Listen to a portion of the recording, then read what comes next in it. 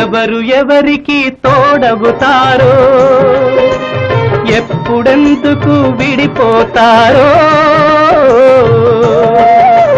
మమతను కాదని వెళతారు, మనసే తాలని ఉంటారు. ఎవ్వరి పయనం ఎందాకో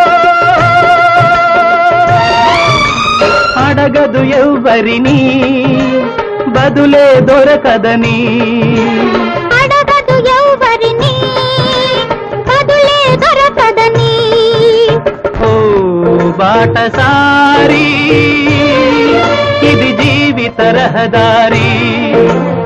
ఎంత దూరమో, ఏది అంతమో, ఎవరు ఎరుగని దారి ఇది, ఒకరికి సొంతం కాదు ఇది.